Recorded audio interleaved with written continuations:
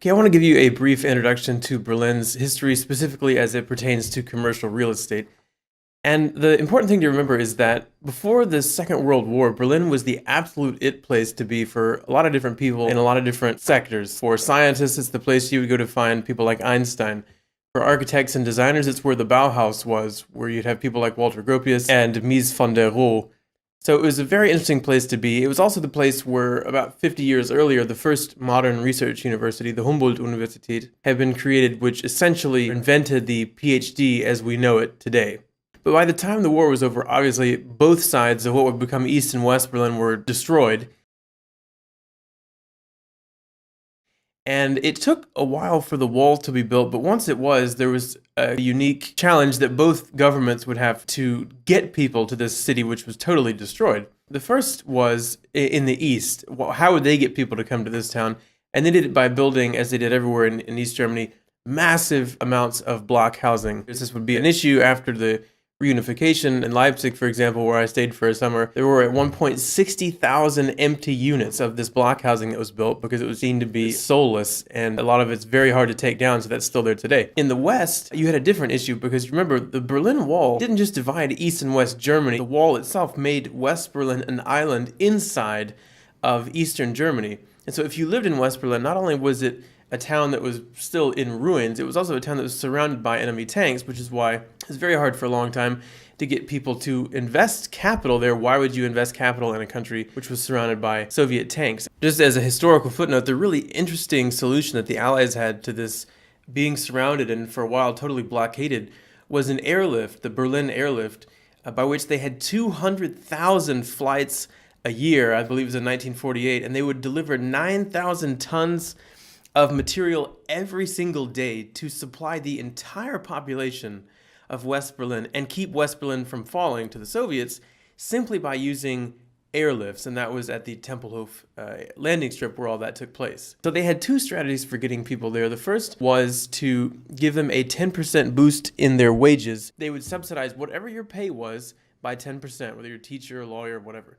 The second was a no draft policy. So if you were willing to move to West Berlin, you wouldn't have to be a part of the obligatory draft that everyone else was subject to when they were 18. That drew a certain kind of late 60s-ish California flower power group of people to Berlin. All these things notwithstanding, Berlin, especially West Berlin, was seen by many people as kind of a dead city for a long time. There were really amazing things happening economically in the western part of Germany, and so why go to Berlin and live in this box walled in? You would actually have to take a highway several hundred miles whose only exit was going to be West Berlin. You were driving on this highway just to get to Berlin.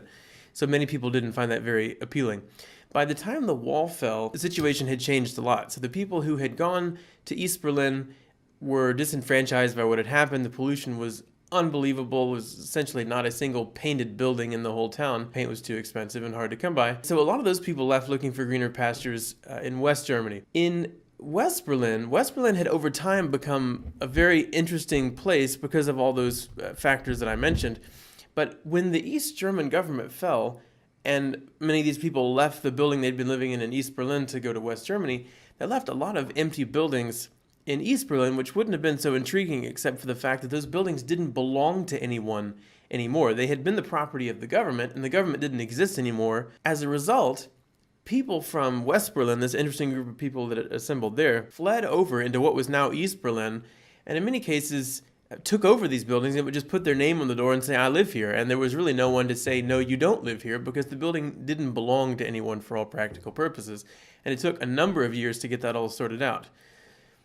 Many people, especially well-to-do, dentists in Stuttgart and other places in West Germany, thought, okay, this is going to gentrify, so we're going to buy up as much land as we can, buy up apartments. It did eventually gentrify, which is what's happening now, but in the mid to late 90s, a lot of Stuttgart dentists lost their shirt investing too early, assuming that this entire region was going to gentrify, and it didn't happen overnight. And so that was one thing which kind of tempered investor interest. There are still token examples of what happened right after the fall, specifically these kind of squatter houses. Obviously, they've been dismantled in terms of true anarchist houses, but they're still around that give it a cool feel. Eventually, though, those dentists in Stuttgart, their intuitions were right, and a lot of places in former East Berlin, in fact, I would say most of East Berlin is now the very cool place to be in West Berlin for the last 25 years has been neglected and it's kind of been old hat. There are several trends that are worth mentioning, though, regarding what's happening today, and I'm recording this in 2016. One of the things which is interesting is that the club culture, which has made Berlin so cool and trendy and hip, and also the ultra low rents, and I mean ultra low rents, are in some sense endangered. One of the flagship locales of Berlin's club culture, the Berghain. It's very interesting because this club now stands in an increasingly gentrified, new construction, new apartment, family-oriented neighborhood. So you have people straggling out of this club Monday morning after being there for 3 days straight, and then there are kids waiting on the bus, and it's creating a bit of conflict. And so some people are intuiting that this club culture, this thing which made it so interesting, is going to have to eventually go away because it doesn't mix with this new thing that Berlin is trying to do. A number of years ago, I think 2014, there was a major petition to keep the Tempelhof Airport landing strip, which is right in the center of town, totally free of any buildup. They wanted to build lots of apartments there. They wanted to develop it in 50 different ways. But there was a very successful petition by citizens to keep it from being built. The airport was closed down, of course, because the new airport in southeast Berlin was slated to be opened, and Tegel, the airport in the northwest, which is running at 10 times the original capacity, was slated to be closed for a number of very complicated engineering reasons. The new airport has not been opened, and that's quite a debacle in and of itself. But the interesting thing now is that because of the refugee situation, they're actually putting people on those landing strips. And the original rationale, which is kind of interesting, that the petitioners had about why you shouldn't build on this landing strip was that there are many, many buildings in Berlin which could be renovated, which are empty, especially block housing.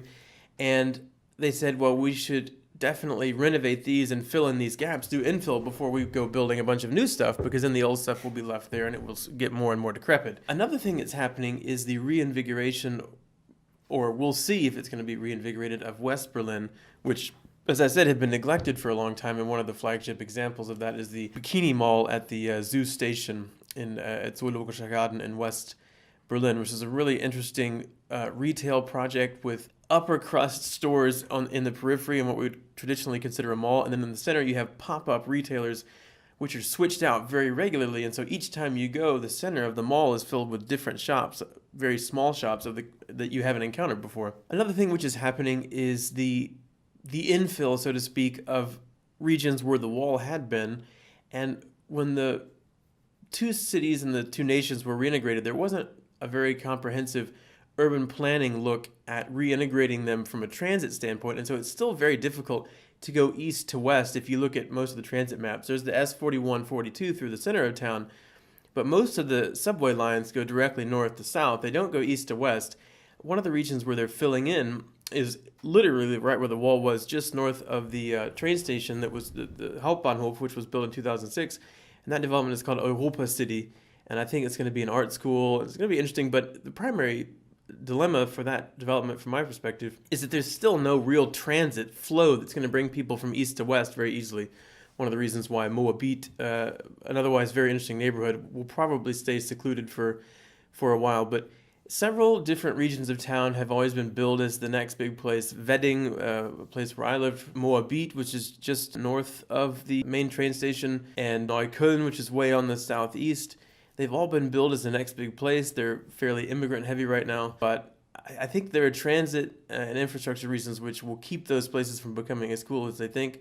Probably West Berlin is the place to look for bargains, so to speak, but you just will have to check it out. One thing I'll add is that aesthetically, and from an architectural standpoint and from a quality of life standpoint, Berlin has not been this good for 100 years. Literally, it's doing great. Macroeconomically, though, I think there's still a number of question marks, because Berlin's tech scene and its startup scene are really thriving, and yet major industry, Fortune 500 kind of companies, are still almost exclusively in the West. And that's the most troubling statistic, I would say, if you're looking at the town from a commercial real estate standpoint. Where are the big companies which will be the major economic drivers to fund Berlin into this next period of growth? That's my little introduction to Berlin's real estate situation from historical perspective. It's a really interesting place to be, and I can't wait to see what happens there in the coming years.